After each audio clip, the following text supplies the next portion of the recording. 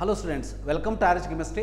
So ಈ ಒಂದು ವಿಡಿಯೋದಲ್ಲಿ ಭಾಳ ಜನ ಕ್ವಶನ್ಗಳನ್ನ ಏನು ಕೇಳ್ತಾ ಇರ್ತಾರೆ ಅಂದರೆ ಜನರಲಿ, ಸರ್ ಯಾವ ಬ್ರ್ಯಾಂಚ್ ಒಳ್ಳೆಯದು, ನನ್ನ ರ್ಯಾಂಕಿಂಗಿಗೆ ಯಾವ ಕೋರ್ಸ್ ಮಾಡಿದ್ರು ಒಳ್ಳೆಯದು. ಇನ್ನೂ ಮುಂದೆ ಹೋಗಿ ಕೇಳ್ತಾರೆ, ಸರ್ ಯಾವ ಕೋರ್ಸ್ ಮಾಡಿದರೆ ಬೆಸ್ಟ್ ಸ್ಯಾಲ್ರಿ ಸಿಗ್ತದ ಅಂಥೇಳಿ. ಸೊ ನಾನು ಆ್ಯಸ್ ಅ ಪೇರೆಂಟ್ ನಿಮಗೊಂದು ಮಾತನ್ನು ಕೇಳ್ತೀನಿ. ನಾನಂತೂ ಹಾಗಿರಲಿಲ್ಲ. ನಾವು PUC ಮುಗಿಸಿ ಏನನ್ನು ಮಾಡಬೇಕು ಅಂತ ಅಂದಾಗ ನಮ್ಮ ಇಂಟ್ರೆಸ್ಟನ್ನು, ನಮ್ಮ ಪ್ಯಾಷನನ್ನು ಫಾಲೋ ಮಾಡಿದ್ವಿ ಹೊರತು ನಾವು ಯಾವಾಗಲೂ ಇದನ್ನು ಮಾಡಿದರೆ ಮುಂದೆ ನಾನು ಸ್ಯಾಲ್ರಿ ಎಷ್ಟು ಡಿಜಿಟಿಂದ ಬರ್ಬೋದು ಅಂತ ಯೋಚನೆ ಮಾಡಲಿಲ್ಲ ಅಲ್ವಾ? ನೀವು ಮಾಡಿದ್ರಾ? ಪೇರೆಂಟಾಗಿ ನೀವು ಹೇಳಿ. ಮಕ್ಕಳು ಹೇಳೋದು ಬೇಡ ನನಗೆ, ಯಾಕಂದ್ರೆ ಅವರು ಇನ್ನೂ ಮಕ್ಕಳು, ಮುಂದೆ ಕಲಿಬೇಕು, ಮುಂದೆ ಮಾಡಬೇಕು ಅದನ್ನು.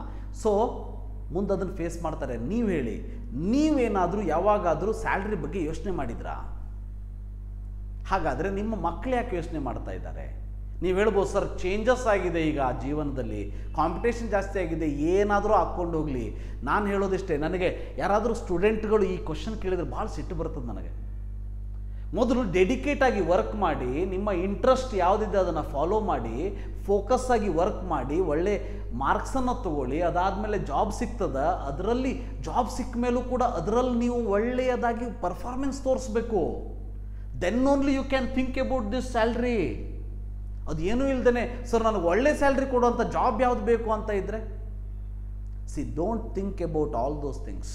ನಾನು ಹೇಳೋದಿಷ್ಟೇ, ಎಲ್ಲ ಕೋರ್ಸ್ ನಾನು ಯಾರಾದರೂ ಈ ವಿಡಿಯೋವನ್ನು ಸರ್ ಬ್ರ್ಯಾಂಚ್ ಬಗ್ಗೆ ಹೇಳ್ತಾರೆ, ಕೋರ್ಸ್ ಬಗ್ಗೆ ಹೇಳ್ತಾರೆ, ಸ್ಯಾಲ್ರಿ ಬಗ್ಗೆ ಹೇಳ್ತಾರೆ, ಜಾಸ್ತಿ ಸ್ಯಾಲ್ರಿ ಇರೋ ಕೋರ್ಸ್ ಬಗ್ಗೆ ಹೇಳ್ತಾರೆ ಅಂತ ಬಂದಿದ್ದರೆ, ಸೊ ಯೂಟ್ಯೂಬನ್ನು ಆಫ್ ಮಾಡಿ ವಾಪಸ್ ಹೋಗಿಬಿಡಿ. ಇಲ್ಲ, ನನ್ನ ವಿಡಿಯೋ ಕ್ಲೋಸ್ ಮಾಡಿ ಬೇರೆ ವಿಡಿಯೋ ನೋಡಿ. ಅದನ್ನು ಹೇಳೋದಕ್ಕೆ ಬಂದಿಲ್ಲ ನಾನಿವತ್ತು. ಸೊ ನಾನು ಹೇಳೋದಕ್ಕೆ ಹೊರಟಿರೋದು ಇವತ್ತು ಏನಂತಂದರೆ, follow your interest, follow your passion. ನಿಮಗೇನು ಇಂಟ್ರೆಸ್ಟ್ ಇದೆ ಅದನ್ನು ಫಾಲೋ ಮಾಡಿ. ಆ್ಯಸ್ ಅ ಪೇರೆಂಟ್ ನೀವು ಹೇಳ್ಬೋದು, ಸರ್ ಮಗ ಇನ್ನು ಚಿಕ್ಕವನು, ಅವನದೇನು ಇಂಟ್ರೆಸ್ಟ್ ಇರ್ತದ, ಅವನ್ನೆಲ್ಲ ನಾನು ಹೇಳಿದವು ಮಾಡಬೇಕಂತ ನೀವು ಹೇಳ್ಬೋದು. ಬಟ್ ಗೊತ್ತಿರಲಿ, ನಿಮ್ಮ 12ನೇ ತರಗತಿ PUC ಸೆಕೆಂಡ್ ಇಯರ್ ಮುಗಿಸಿ 18 ವರ್ಷವನ್ನು ಆಲ್ಮೋಸ್ಟ್ ದಾಟ್ತಾ ಇರುವಂಥ ವಿದ್ಯಾರ್ಥಿಗಳು ಸಣ್ಣವರಲ್ಲ. ಅವರು ಡಿಸಿಷನ್ನ ತಗೊಳ್ಳೋದಕ್ಕೆ ಅರ್ಹತೆ ಇದೆ, ಅವರಿಗೂ ಗೊತ್ತಿದೆ ಏನಾಗ್ತಾ ಇದೆ ಅಂತೇಳಿ. ಪಾಲಕರಾಗಿ ನೀವು ಯಾವ ವಯಸ್ಸಿನಲ್ಲಿ, ಅಂದರೆ 18 ವರ್ಷ ನಿಮಗೆ ಯಾವಾಗ ಆಗಿತ್ತು ಅಥವಾ ನನಗಾದಾಗಲೂ ನಾನು ಒಪ್ಪುಗೋತೀನಿ, ನನಗಿದ್ರ ಬಗ್ಗೆ ಅವೇರ್ನೆಸ್ ಇರಲಿಲ್ಲ. ಆವಾಗ ಮೊಬೈಲ್ ಇರಲಿಲ್ಲ, AI ಇರಲಿಲ್ಲ, ChatGPT ಇರಲಿಲ್ಲ, ಗೂಗಲ್ ಇರಲಿಲ್ಲ. ಇದ್ದರೂ ಕೂಡ ನಮಗೆ ಕೈಗೆಟು ಹಾಗೆ ಇರಲಿಲ್ಲ. ಆ ಕಾರಣಕ್ಕೆ ನಾವು ಅಷ್ಟೇ ಇದ್ವಿ. ಬಟ್ ಈಗಿನ ವಿದ್ಯಾರ್ಥಿಗಳಿಗೆ ಎಲ್ಲವೂ ಗೊತ್ತಿದೆ, ಅವ್ರು ಏನು ಮಾಡಬೇಕು ಅಂತ ಇದೆ, ಅವರಿಗೆ ಒಂದು ಪರ್ಟಿಕ್ಯುಲರ್ ಕನಸನ್ನು ಕಟ್ಕೊಳ್ಳುವಂತಹ ಅರ್ಹತೆ ಇದೆ. ಗೊತ್ತಿರಲಿ, ನನಗೆ 5ನೇ ಕ್ಲಾಸ್ ಓದುವಂಥ ಒಬ್ಬ ಮಗ ಇದ್ದಾನೆ. ಸೊ ಅವನು ಇವತ್ತು ಬಂದು ಹೇಳ್ತಾನೆ, ಸರ್ ನಾನು ಇಸ್ರೋ ಸೈಂಟಿಸ್ಟ್ ಆಗ್ತೀನಪ್ಪ ಅಂಥೇಳಿ. ನಾ ಖುಷಿಯಿಂದ ಆಗ ಮಗನ ಅಂತ ಹೇಳ್ತೀನಿ. ನನಗೆ ಗೊತ್ತು, ಇವತ್ತಿನ ಸೈಂಟಿಸ್ಟ್ ಆಗ್ತೀನಿ ಅನ್ನೋದು ನಾಳೆ ಬೇರೆ ಏನೋ ನೋಡಿದಾಗ ಬೇರೆ ಚೇಂಜ್ ಆಗಿರ್ತದೆ. ಮೊನ್ನೆ ಸೋನಿ TVಯಲ್ಲಿ 7:15ಗೆ ಪೃಥ್ವಿರಾಜ್ ಚವ್ಹಾಣ್ ಅಂಥೇಳಿ ಒಂದು ಧಾರಾವಾಹಿ ಬರ್ತದೆ, ಸೀರಿಯಲು. ಅದನ್ನು ನೋಡ್ತಾನವನು.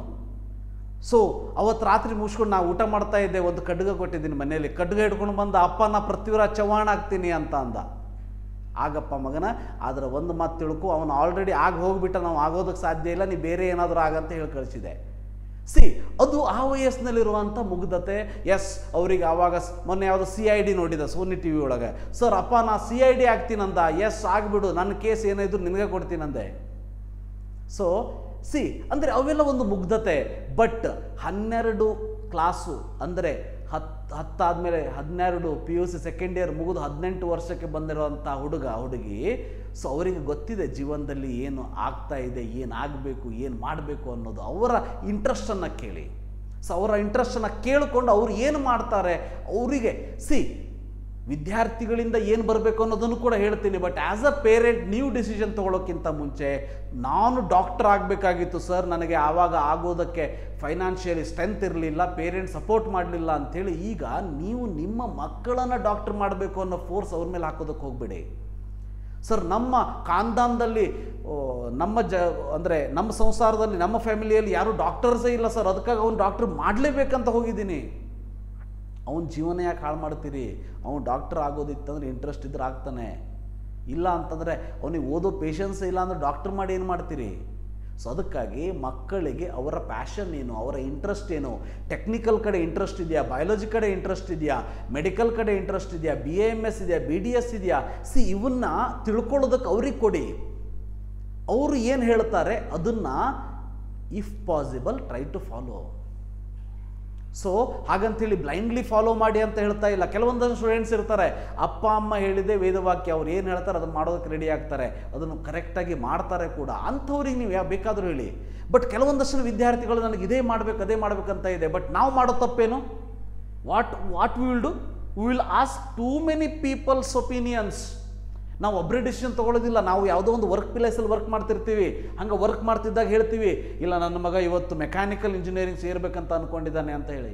ಅವ್ರು ಹೇಳ್ತಾರೆ ಮೆಕ್ಯಾನಿಕಲ್ಲ ಸೇರಿಸೋದಕ್ಕೆ ಹೋಗ್ಬೇಡಿ, ಏನೂ ಉಪಯೋಗ ಇಲ್ಲ, ಅದ್ರ ಬದಲಿ CS ಮಾಡಿ. ಮತ್ತೊಬ್ಬ ಪೇರೆಂಟ್ ಯಾರ ಜೊತೆ ಡಿಸ್ಕಸ್ ಮಾಡ್ಬೇಕಾದ್ರೆ ಹೇಳ್ತಾರೆ, ನನ್ನ ಮಗನ ಸಿವಿಲ್ ಮಾಡಬೇಕು ಅಂತ ಇದ್ದಾನೆ, ಅವನು ಏನು ಮಾಡಬೇಕು ಗೊತ್ತಾಗ್ತಾ ಇಲ್ಲ. ಅವ್ರು ಹೇಳ್ತಾರೆ ಬುದ್ಧಿಗಿದ್ದಿ ಇದೆಯಾ, ನಿಮ್ಮ ಮಗನ ಸಿವಿಲ್ ಅಲ್ಲ, ಎಷ್ಟೋ ಜನ ನೋಡಿರ್ಲೋ, ಕಳ್ಸಕ್ಕೆ ಹೋಗಬೇಡ್ರಿ, ಬೇಕಾದ್ರೆ ಅವ್ನು ನಾರ್ಮಲ್ ಡಿಗ್ರಿ ಮಾಡಲಿ, ಇಲ್ಲ ಅವನಿಗೆ ಇಂಜಿನಿಯರಿಂಗ್ ಮಾಡಿಸ್ರಿ. ಸೊ ಅಂದರೆ CS ಮಾಡಿಸ್ರಿ. CS ಒಂದೇ ಜೀವನ ಹಾಗಾದರೆ? ಅಂದರೆ ಮೆಡಿಕಲ್ ಅಂದರೆ MBBS ಒಂದೇನಾ? ರೈಟ್. ಸೊ ನನಗೆ BSc ನರ್ಸಿಂಗೇ ಮಾಡ್ಬೇಕಂತ ಇರ್ತದೆ. ಪಾಪ ಒಂದು ಹುಡುಗಿಗೆ ಸೇವೆ ಮಾಡಬೇಕು ಅಂತ ಇರ್ತದೆ. ಸರ್ BSc ಅವ್ರ ವರ್ಕ್ ಪ್ಲೇಸಲ್ಲೋ ಅಥವಾ ಹೊರಗೆ ಹೋದಾಗಲೋ, ಮಾರ್ಕೆಟಿಗೆ ಹೋದಾಗಲೋ, ಅವ್ರ ಪರಿಚಯದಲ್ಲೋ, ರಿಲೇಷನಲ್ಲೋ, ಪಕ್ಕದ ಮನೆಯಲ್ಲೋ ಕೇಳ್ತಾರೆ, ನನ್ನ ಮಗಳು BSc ನರ್ಸಿಂಗ್ ಮಾಡಬೇಕಂತ ಅಂದ್ಕೊಂಡಿದ್ದಾಳೆ, ಏನು ಮಾಡಲಿ? ಅವರು ಸಿಕ್ಕಂಗೆ ಬೈದು ಬಿಡ್ತಾರೆ. BSc ನರ್ಸಿಂಗ ಗೊತ್ತಾಗ್ತಿಲ್ಲೋ, ನೋಡಲ್ಲಿ ಬೆಡ್ ಚೇಂಜ್ ಮಾಡಬೇಕು, ಆ ರೋಗಿಗಳ ಜೊತೆ ಇದು ಮಾಡಬೇಕು, ಪೇಷಂಟ್ ಜೊತೆ ಪೇಷನ್ಸ್ ಆಗಿ ವರ್ಕ್ ಮಾಡಬೇಕು. ಸೊ ಬೇಡ BSc ನರ್ಸಿಂಗ್ ಬೇಡ ಅಂತ ಹೇಳ್ಬಿಡ್ರಿ. ಅಷ್ಟು ಕೇಳ್ಕೊಂಡು ಈ ಪೇರೆಂಟ್ಸ್ ಮನೆಗೆ ಬಂದು ಆ ಮಕ್ಕಳ ಮೇಲೆ ಒತ್ತಡ ಹಾಕ್ತಾರೆ, BSc ನರ್ಸಿಂಗ್ ಚೆನ್ನಾಗಿಲ್ಲ, ಅದನ್ನು ಮಾಡಬೇಡ. ನೀವು 10 ಜನರನ್ನು ಕೇಳ್ಕೊತ ಹೋದರೆ 10 ಒಪಿನಿಯನ್ಸ್ಗಳು ಬರ್ತದೆ, ಗೊತ್ತಿರಲಿ. ಸೊ ನಾನು ಯಾವಾಗ BSc ಮಾಡಿ MSc ಮಾಡಿ ಟೀಚರ್ ಆಗ್ತೀನಿ ಅಂತ ಕನಸ್ಕೊಂಡೆ PUCಯಲ್ಲಿದ್ದಾಗ, ಆವಾಗ ನಮ್ಮ ಪೇರೆಂಟ್ಸು ಯಾರಿಗೂ ಕೇಳಿರಲಿಲ್ಲ ಅವರು. ಯಾಕಂದರೆ ಆವಾಗ ನಿಮ್ಮ ಅಪ್ಪ ಅಮ್ಮ ಯಾರಾದರೂ ಅವರ ಫ್ರೆಂಡ್ಸಿಗೆ ಯಾರಾದರೂ ಕೇಳಿಕೊಂಡು ಇದು ಮಾಡಿದ್ರ ನಿಮಗೆ? ಇಲ್ಲ ಅಲ್ವಾ? ಸೊ ಅದಕ್ಕೆ ಹೇಳಿದ್ದು, ಟೂ ಮೆನಿ ಪೀಪಲ್ಗೆ ಒಪಿನಿಯನ್ ಕೇಳೋದಕ್ಕೆ ಹೋಗಬೇಡಿ. ಅಷ್ಟೇ ಗೊತ್ತಿರಲಿ, all courses are good, best if you do it. ನೀವು ಅದನ್ನು ಬೆಸ್ಟ್ ಮಾಡ್ಕೊಳ್ಳಿ. ವಿದ್ಯಾರ್ಥಿಗಳಿಗೆ ಹೇಳ್ತಾ ಇದ್ದೀನಿ, ನೀವು ಅದರಲ್ಲಿ ಬೆಸ್ಟ್ ಮಾಡ್ಕೊಳ್ಳಿ. ನಿಮ್ಮ ಕ್ಲಾಸಲ್ಲಿ 100 ಜನ ಇದ್ದರೆ ಟಾಪ್ 10ನಲ್ಲಿ ನೀವಿರಬೇಕು. ಟಾಪ್ 10ನಲ್ಲಿ ನೀವಿದ್ದರೆ ಯಾಕೆ ಒಳ್ಳೆ ಸ್ಯಾಲ್ರಿ ಸಿಗೋದಿಲ್ಲ, ಯಾಕೆ ಒಳ್ಳೆ ಜಾಬ್ ಸಿಗೋದಿಲ್ಲ ನಾನು ನೋಡ್ತೀನಲ್ವಾ? ನೀವು ಸೇರ್ಕೋತೀರಿ, 2 ಸಬ್ಜೆಕ್ಟ್ ಬ್ಯಾಕ್ ಇಟ್ಕೋತೀರಿ. ಫಸ್ಟ್ ಇಯರ್ ಹೋದಾಗಲಿ ಚಂದ ಹುಡುಗ್ಯಾರು ಕಾಣಿಸ್ತಾರ, ಹುಡುಗರಾಗಿದ್ದರೆ ಹುಡುಗ್ಯಾರಿಂದ ಬೀಳ್ತೀರಿ, ಹುಡುಗ್ಯಾರಾದ್ರೆ ಹುಡುಗರಿಂದ ಬೀಳ್ತೀರಿ, ಇಡೀ ಜೀವನ ಹಾಳು ಮಾಡ್ಕೋತೀರಿ. ಅಂದರೆ ಮುಂದೆ ಸಂಸಾರದ ಬಗ್ಗೆ ಯೋಚನೆ ಮಾಡ್ತೀರಿ, ಈ ಕಲಿತಾ ಇರೋ ಸಬ್ಜೆಕ್ಟ್ ಬಗ್ಗೆ ಯೋಚನೆ ಮಾಡೋದು ನಿಲ್ಲಿಸ್ಬಿಡ್ತೀರಿ. ಇಂಥದನ್ನು ಮಾಡ್ಕೋತ ಹೋದರೆ ನಿಮಗೆ ಇಲ್ಲಂತಲ್ಲ, ನೀವು ಬೇಕಾದ್ರೆ ಟಾಪ್ RV ಕಾಲೇಜ್ ಅಥವಾ NITಯಲ್ಲಿ IITಯಲ್ಲಿ ನೀವು CS ಸೀಟ್ ಸಿಕ್ಕರೂ ಕೂಡ ನಿಮಗೆ ಪ್ಲೇಸ್ಮೆಂಟ್ ಇರೋದಿಲ್ಲ, ಏನೂ ಇರೋದಿಲ್ಲ. ಯಾಕಂದರೆ 2 ಸಬ್ಜೆಕ್ಟ್ ಬ್ಯಾಕ್ಲಾಗ್ಸ್ ಇದೆ. ಪ್ಲೇಸ್ಮೆಂಟಿಗೆ ಬಂದವರೇನು ನಿಮ್ಮ ಮಾವನ ಮನೆ ಕಂಪ್ನಿನ, ನಿಮ್ಮ ಅತ್ತೆ ಕಂಪ್ನಿನ, ಅದು ಇನ್ಫೋಸಿಸ್, ವಿಪ್ರೋ, ಅವ್ರು ಬಂದು ನಿಮ್ಮನ್ನು ಕರ್ಕೊಂಡು ಹೋಗ್ಬಿಡ್ತಾರೆ. ಅರ್ಥ ಆಯ್ತಾ ನಾ ಹೇಳ್ತಾ ಇರೋದು? ಸೊ ಅದಕ್ಕೆ ಬಿ ಇನ್ 10%. ಆ 10%ಅಲ್ಲಿ ನೀವಿದ್ದರೆ ಡೆಫಿನೆಟಾಗಿ ನಿಮಗೆ ಎಲ್ಲವೂ ನೀವು ಏನು ಅಂದ್ಕೊಂಡಿದ್ದೀರಿ ಅದಾಗ್ತದೆ. ನೀವು ಹೇಳುವ ಸರ್ 100ದಾಗ ಬರೀ 10 ಜನರ ಬಗ್ಗೆ ಮಾತಾಡ್ಲಿಕ್ಕತ್ತೀರಿ, 90 ಜನ ಹೆಂಗೆ? 90 ಜನರ ಬಗ್ಗೆ ನಾನು ಮಾತಾಡ್ತಾ ಇಲ್ಲ. ಯಾಕಂದರೆ ಆ 90 ಜನರಿಗೆ ಇಂಟ್ರೆಸ್ಟೇ ಇಲ್ಲ. ಆ 90 ಜನ ವಿಡಿಯೋವನ್ನು ನೋಡ್ತಾನೂ ಇಲ್ಲ. ಆ 10%, ನನ್ನ ವಿಡಿಯೋ ನೀವು ನೋಡ್ತಾ ಇದ್ರೆ ಆ 10%ಅಲ್ಲಿ ನೀವಾಗಿ 90ರ ಬಗ್ಗೆ ಯಾಕೆ ಯೋಚನೆ ಮಾಡ್ತೀರಿ? ಸೊ ಬಿ ಇನ್ 10%. ಭಾಳ ಜನರ ಜೊತೆ ಒಪಿನಿಯನ್ ತೊಗೊಳೋದಕ್ಕೆ ಹೋಗಬೇಡಿ. ಒಂದು ಸಿಂಪಲ್ ಎಕ್ಸಾಂಪಲ್ ಹೇಳ್ತೀನಿ ನಾನು ನಿಮಗೆ. ಸೊ ಮೊನ್ನೆ ಒಬ್ಬರು ಪೇರೆಂಟ್ ಕಾಲ್ ಮಾಡಿದ್ರು ನನಗೆ. ಸೊ ಅವ್ರೇನು ಹೇಳಿದರು, ಅವ್ರದ್ದು 10,000 ಒಳಗೆ ರ್ಯಾಂಕ್ ಇದೆ. 10,000 ರ್ಯಾಂಕ್ ಇದೆ ಅಂತ ನಿಮ್ಗೆ ಗೊತ್ತೇ ಇದೆ. CS ಆದರೆ ಅವ್ರದ್ದು ಜನರಲ್ ಮೆರಿಟು. CS ಆದರೆ ಟಾಪ್ 10 ಒಳಗೆ ಸೀಟ್ ಸಿಗ್ತದೆ ಅಲ್ವಾ? ಸೊ EC ಆದರೆ ಟಾಪ್ ಮೇ ಬಿ 6 to 8 ಕಾಲೇಜಲ್ಲಿ ಸೀಟ್ ಸಿಗ್ತದೆ. ಮಗನಿಗೇನಿದೆ ಅಂತಂದರೆ, ನಾನು ಸಿವಿಲ್ಲೇ ಮಾಡಬೇಕು, ಮೊದಲಿಂದ ಒಂದೊಂದು ಕನಸಿದೆ, ಸಿವಿಲ್ಲೇ ಮಾಡಬೇಕು, ಒಳ್ಳೆ ಇಂಜಿನಿಯರ್ ಆಗಬೇಕು, ನಾನು ಬಿಲ್ಡಿಂಗ್ಸ್ ಕಟ್ಟಬೇಕು, ಸೊ ಅಂದರೆ ಈ ರೋಡ್ಸನ್ನೆಲ್ಲ ಇಂಪ್ರೂವ್ ಮಾಡಬೇಕು, ದೊಡ್ಡ ಕನಸಿದೆ ಒಂದು, ನಾನು ಸಿವಿಲ್ ಮಾಡಬೇಕು ಅಂತ. ಅವ್ರೇನು ಮಾಡಿದ್ದಾರೆ, ಅವ್ರು ವರ್ಕ್ ಮಾಡ್ತಾ ಇರುವಂಥ ಆಫೀಸಿಗೆ ಹೋಗಿದ್ದಾರೆ. ಹಿಂಗೆ ಡಿಸ್ಕಸ್ ಮಾಡ್ತಾರೆ, ನಿಮ್ಮ ಮಗ ಏನು ಮಾಡ್ತಾರೆ, ಸೆಕೆಂಡ್ PUC ಮುಗಿದಿದೆ, ಇಂಜಿನಿಯರಿಂಗು 10,000 ರ್ಯಾಂಕ್ ಬಂದಿದೆ, ಏನು ಮಾಡ್ತಾನೆ ಅಂತ ಕೇಳಿದಾಗ ಇವ್ರು ಹೇಳಿದ್ದಾರೆ ಸಿವಿಲ್ ಮಾಡ್ತಾನಂತೆ. ಮೊದಲನೇದಾಗಿ ಇವರಿಗೂ ಇಂಟ್ರೆಸ್ಟ್ ಇಲ್ಲ.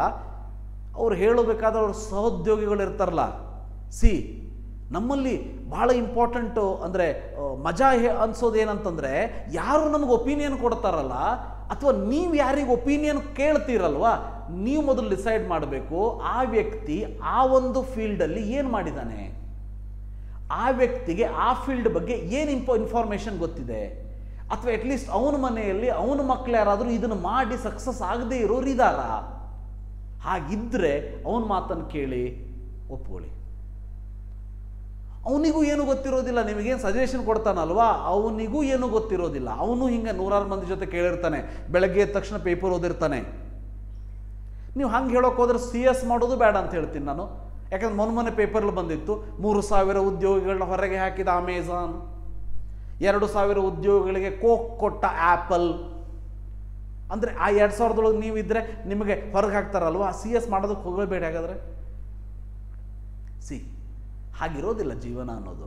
ಜೀವನ ಅನ್ನೋದು ಹೇಗಿರ್ತದೆ ಅಂದರೆ ನಾವು ಯಾವ ಕೋರ್ಸನ್ನು ಮಾಡ್ತೀವಿ ಅಂತ ಡಿಸೈಡ್ ಮಾಡಿದ ಮೇಲೆ ಆ ಕೋರ್ಸ್ ಬಗ್ಗೆ ತಿಳ್ಕೋಬೇಕು, ಅದರಲ್ಲಿ ಏನಿದೆ ಅಂತ ಗೊತ್ತಾಗಬೇಕು, ಅದರ ಅಡ್ವಾಂಟೇಜ್ ಡಿಸ್ಅಡ್ವಾಂಟೇಜ್ ಕಲ್ತಾದ್ಮೇಲೆ ಏನಾಗಬೇಕು ಇವೆಲ್ಲ ತಿಳ್ಕೋಬೇಕು. ಸೊ ಆ ಕೋರ್ಸ್ ಬಗ್ಗೆ ಇಂಟ್ರೆಸ್ಟ್ ಇರಬೇಕು, ಡೆಡಿಕೇಟೆಡ್ ಆಗಿ ಇಂಟ್ರೆಸ್ಟಿಂದ ಫೋಕಸ್ಡ್ ಆಗಿ ವರ್ಕ್ ಮಾಡ್ತಾ ಹೋದರೆ ಎಲ್ಲವೂ ಸಾಧ್ಯ ಇದೆ. ಸೊ ಅದನ್ನು ಬಿಟ್ಟು ಅವ್ರೇನು ಮಾಡಿದರು, ಸಿವಿಲ್ ಅಂತ ಅಂದ್ಕೊಳ್ಳಿ ಅವ್ರು ಹೇಳಿಬಿಟ್ರು, ಸಿವಿಲ್ಲ ಏನು ನೋಡ್ತಿರೋ ಎಷ್ಟು ಜನ ಸಿವಿಲ್ ಇಂಜಿನಿಯರ್ ಹಂಗೆ ಖಾಲಿ ಕುಂತಿದ್ದಾರೆ, ಸೊ ಅವ್ರಿಗೇನು ಕೆಲಸನೇ ಇಲ್ಲ, ಸಿವಿಲ್ ಬಿಟ್ಟು ಬೇರೆ ಬೇರೆ ಕೆಲಸ ಮಾಡ್ತಾ ಇದ್ದಾರೆ, ಹಿಂಗೆ ನೀವು ಸಿವಿಲ್ ಮಾಡೋಕೆ ಹೇಳಬೇಡ್ರಿ. ಅವರು ಸೀದಾ ಮನೆಗೆ ಬಂದಿದ್ದಾರೆ. ಸೊ ನನಗೆ ಕಾಲ್ ಹಚ್ಚಿದ್ರು, ಯಾಕಂದ್ರೆ ನನ್ನ ಒಂದು ಕೌನ್ಸಿಲಿಂಗ್ ಗ್ರೂಪಲ್ಲಿದ್ದು ನನಗೆ ಕಾಲ್ ಹಚ್ಚಿದ್ರು, ಸರ್ ಹಿಂಗೆ ಸಿವಿಲ್ ಮಾಡ್ತೀನಿ ಅಂತ ಹೇಳ್ತಾ ಇದ್ದಾನೆ ನನ್ನ ಮಗ, ಏನು ಮಾಡೋದು. ನಾನು ಹೇಳಿದೆ, ಸೊ ಬೆಸ್ಟ್ ಅಲ್ಲ ಸರ್, ಸಿವಿಲ್ ಮಾಡಲಿ, ಅಷ್ಟು ಅಪಾರ್ಚುನಿಟೀಸ್ ಇದೆ. ಅಪಾರ್ಚುನಿಟೀಸನ್ನು ನೋಡೋರಿಗೆ ಕಣ್ಣು ಅಗಲವಾಗಿರಬೇಕು. ನಾ ಹೇಳಿದೆ ಅಪಾರ್ಚುನಿಟೀಸ್ ಬೇಕಾದಷ್ಟಿದೆ ಸರ್, 10,000 ಒಳಗಂದ್ರೆ ನಿಮಗೆ RV ಕಾಲೇಜಿಗೆ ಸಿವಿಲ್ ಸಿಗ್ತದೆ, ಕಣ್ಣು ಮುಚ್ಕೊಂಡು ಕಳಿಸಿಬಿಡ್ರಿ ಅಂದೆ ನಾನು. ಅವ್ರು ಹೇಳಿದ್ರು, ಇಲ್ಲ ಸರ್ ನನಗೆ ಅವರು ಹಂಗೆ ಹೇಳಿದರು, ಇವ್ರು ಹಿಂಗೆ ಹೇಳಿದರು, ಮತ್ತು ಸಿವಿಲಿಗೆ ಇದೇ ಇಲ್ಲಂತೆ, ಮುಂದೆ ಲೈಫೇ ಇಲ್ಲ ಅಂತೆ. ನಾವು ಅವ್ರಿಗೆ ಅಷ್ಟೇ ಕೇಳಿದೆ, ನಿಮಗೇನು ಹೇಳಿದ್ರಲ್ವಾ, ಅವರು ಯಾರಾದರೂ ಸಿವಿಲನ್ನು ಕಲ್ತಿದ್ದಾರಾ? ಇಲ್ಲ. ಅವ್ರ ರಿಲೇಷನ್ಲಿ ಯಾರಾದರೂ ಸಿವಿಲ್ ಮಾಡಿದ್ದಾರಾ? ಇಲ್ಲ. ಅವರು ಮಕ್ಕಳು ಏನಾದರೂ ಮಾಡಿದಾರಾ? ಇಲ್ಲ. ಹಾಗಾದರೆ ಸಿವಿಲ್ ಬಗ್ಗೆ ಗೊತ್ತಿರೋದಕ್ಕೆ ಅವರೇನಾದರೂ ಸಂಪನ್ಮೂಲ ವ್ಯಕ್ತಿಗಳ? ಇಲ್ಲ. ಇವ್ರಂಗೆ ಅವರು ಆಫೀಸ್ದಾಗ ಕೆಲಸ ಮಾಡ್ತಾರೆ. ಇದು ಯಾವುದು ಇಲ್ಲ ಅಂತ ಅವ್ರಿಗೆ ಅನ್ನೋಂತಹ ಒಬ್ಬ ಪರ್ಸನ್ ನಿಮಗೆ ಸಜೆಷನ್ ಕೊಡ್ತಾರೆ.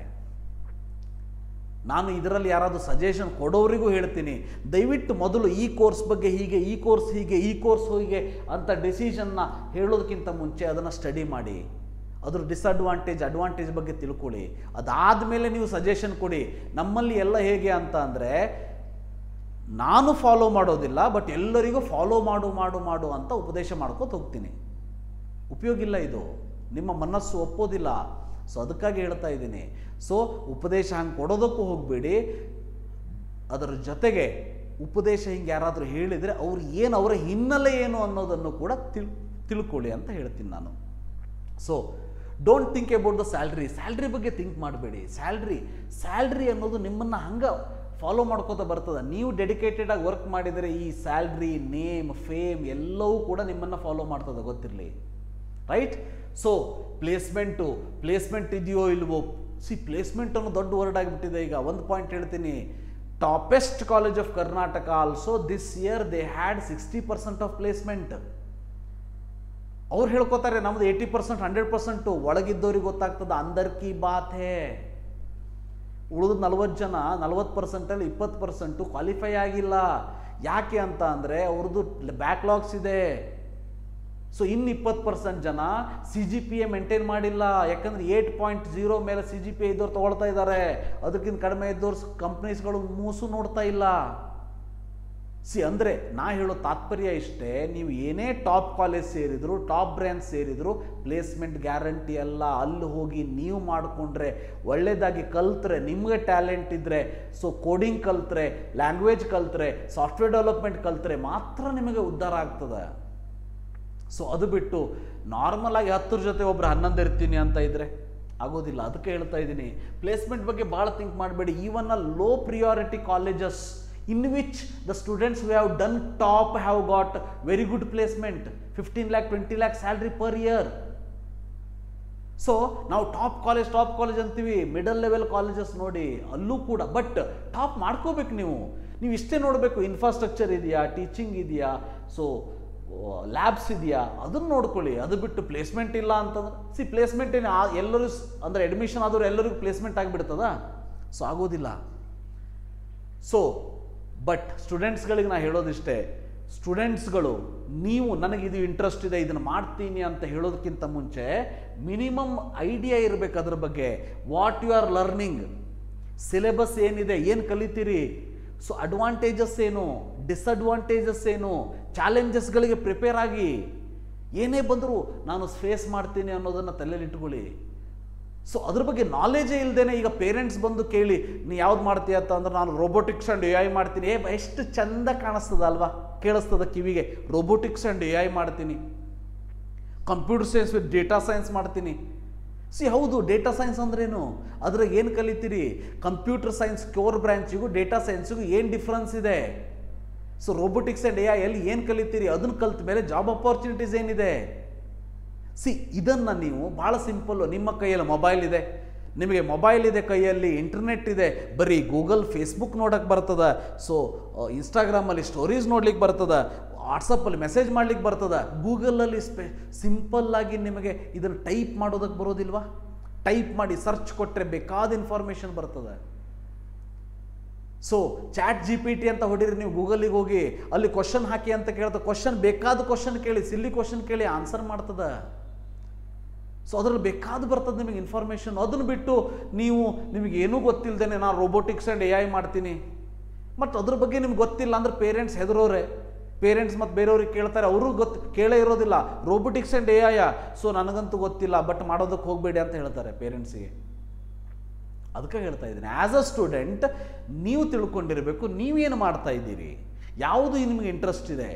ಸೊ ಭಾಳ ಜನ ವಿದ್ಯಾರ್ಥಿಗಳು ಹೇಳ್ತಾ ಇರ್ತಾರೆ, ಸರ್ ನನಗೆ MBBS ಅಂತೂ ಸಿಗೋದಿಲ್ಲ, ನಾನು BDS ಮಾಡಬೇಕಾ BAMS ಮಾಡಬೇಕಾ ಅಂತ.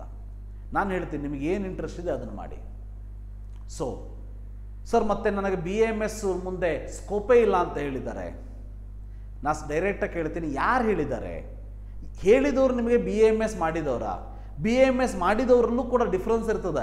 ಈಗ BAMS ಮಾಡಿ ನಾರ್ಮಲ್ ಜೀವನವನ್ನು ನಡೆಸ್ತಾ ಇರೋವಂಥವ್ರು, ಅಥವಾ ಎಫರ್ಟ್ಸನ್ನು ಹಾಕಿ ಒಳ್ಳೆಯ ಜೀವನವನ್ನು ನಡೆಸ್ತಾ ಇರೋವಂಥವ್ರು, ಕೆಲವೊಂದಷ್ಟು ಊರುಗಳಲ್ಲಿ ನೋಡಿ BAMS ಮತ್ತು MBBS ಡಾಕ್ಟರ್ ಕಂಪೇರ್ ಮಾಡಿದರೆ BAMSದವರು ಹೆಚ್ಚಿಗೆ ದುಡಿತಾ ಇರ್ತಾನವನು, ಅವನ ಹತ್ರ ಜಾಸ್ತಿ ಪೇಷಂಟ್ಸ್ ಇರ್ತಾರೆ, MBBS ಅವನ ಹತ್ರ ಕಡಿಮೆ ಇರ್ತಾರೆ. ಸೊ ಅದಕ್ಕೆ ಹೇಳ್ತಾ ಇರೋದು, ಯಾವ ಕೋರ್ಸು ಕೆಟ್ಟದ್ದಲ್ಲ, ಎಲ್ಲ ಕೋರ್ಸು ಒಳ್ಳೆಯದೇ, ನೀವು ಮಾಡಬೇಕು. ನಂತರ ಬರ್ತಾ ಇರ್ತಾರೆ, ನಾನು ಅವ್ರಿಗೆ ಅಷ್ಟೇ ಹೇಳ್ತೀನಿ, ಭಾಳ ಮಜಾ ಅಂತಂದರೆ ಒಬ್ಬರು ಕೂಡ ಬರೋದಿಲ್ಲ, ಭಾಳ ರೇರ್, ಸರ್ ನಾನು ಟೀಚರ್ ಆಗ್ತೀನಿ ಅಂಥೇಳಿ. ಎಲ್ಲ ಪ್ರೊಫೆಷನನ್ನು ಆ್ಯಸ್ ಎ ಟೀಚರ್ ನಾನು ಹೆಮ್ಮೆಯಿಂದ ಹೇಳ್ಕೊತೀನಿ, ನಾವು ಕ್ರಿಯೇಟ್ ಮಾಡ್ತೀವಿ. ಬಟ್ ಮುಂದೆ ಅವ್ರಿಗೆ ನೀವೇನಾಗ್ತೀರಾ ಅಂತ ಕೇಳಿದಾಗ ಟೀಚರ್ ಆಗ್ತೀನಿ ಅಂತ ಬರೋರ ಪರ್ಸೆಂಟೇಜ್ ಭಾಳ ಕಡಿಮೆ.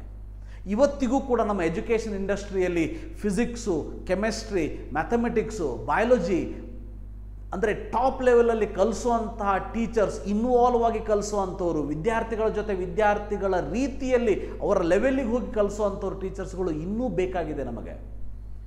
80,000 1 lakh ಸ್ಯಾಲ್ರಿ ಕೊಡೋದಕ್ಕೆ ರೆಡಿ ಇದ್ದರೂ ಟೀಚರ್ ಸಿಗ್ತಾ ಇಲ್ಲ. ಸೊ ಅಂದರೆ ಮೀನಿಂಗ್ ಏನು?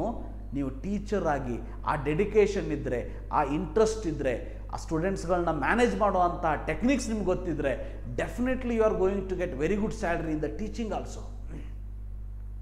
ಯಾರಿಲ್ಲ ಅಂದರು, ರೈಟ್? ಎಲ್ಲದರಲ್ಲೂ ವ್ಯಾಲ್ಯೂ ಇದೆ, ಗೊತ್ತಿರಲಿ.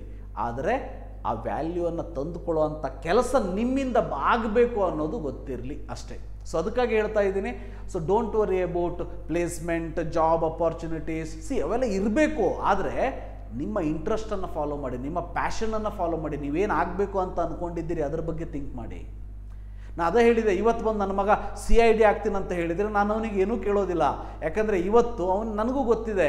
ಸೊ ಅವನಿಗೆ ಹೇಳ್ತೀನಿ, ಎಸ್ ನಿನಗೆ ಬೇಕಾದ ಎಂಜಾಯ್ ಮಾಡ್ಕೊಂಡು ಹೋಗಿ ನಡಿ ಅಂಥೇಳಿ. ಆದರೆ ಇದನ್ನೇ ಸೆಕೆಂಡ್ PUC ಆದಮೇಲೆ ಅಪ್ಪ ನಾ CID ಆಗಬೇಕು ಅಥವಾ ನಾ ಸೈಂಟಿಸ್ಟ್ ಆಗಬೇಕು ಅಂತಂದರೆ ನಾವು ಉಲ್ಟಾ ಕ್ವಶನ್ ಕೇಳ್ಬೋದು, ಅದು ಆಗಬೇಕು ಅಂದರೆ ಏನೇನು ಮಾಡಬೇಕು ಗೊತ್ತಿದೆಯಾ ಅಂತ, ರೈಟ್? ಸೊ ಏನೇನು ಮಾಡಬೇಕು ಅಂತ ಗೊತ್ತು ಮಾಡ್ಕೋಬೇಕಲ್ವಾ? ಮಾಡ್ಕೊಳ್ಳೋದು ಡಿಫಿಕಲ್ಟ್ ಅಲ್ಲ, ಈಸಿ ಇದೆ, ನಿಮಗೆ ಆ ಅರ್ಹತೆ ಇದೆ, ಮಾಡ್ಕೊಳ್ಳಿ. ವಿದ್ಯಾರ್ಥಿಗಳಿಗೆ ಹೇಳ್ತಾ ಇದ್ದೀನಿ, ಪೇರೆಂಟ್ಸು ಪ್ರೆಷರನ್ನು ಹಾಕೋದಕ್ಕೆ ಹೋಗ್ಬಿಡಿ, ನೀ ಇದನ್ನೇ ಮಾಡು ಅದನ್ನೇ ಮಾಡು ಅಂಥೇಳಿ. ಸೊ ವಿದ್ಯಾರ್ಥಿಗಳ ಇಂಟ್ರೆಸ್ಟ್ ಏನು ಅನ್ನೋದನ್ನು ಅವ್ರ ಜೊತೆ ಕುತ್ಕೊಂಡು ಮಾತಾಡಿ, ಫ್ರೆಂಡಾಗಿ ಮಾತಾಡಿ, ಅಪ್ಪನಾಗಿ ಅಮ್ಮನಾಗಿ ತಂಗಿಯಾಗಿ ತಮ್ಮನಾಗಿ ಮಾತಾಡಿ, ಅವರಿಂದ ಆನ್ಸರ್ ತಗೊಳ್ಳಿ. ಸೊ ಅದಾದಮೇಲೆ ಡಿಸಿಷನ್ನ ತಗೊಳ್ಳಿ ಅಂತ ಹೇಳ್ತಾ ಈ ವಿಡಿಯೋನ ಇಲ್ಲೇ ಮುಗಿಸ್ತೀನಿ. Thank you for watching. Have a nice day.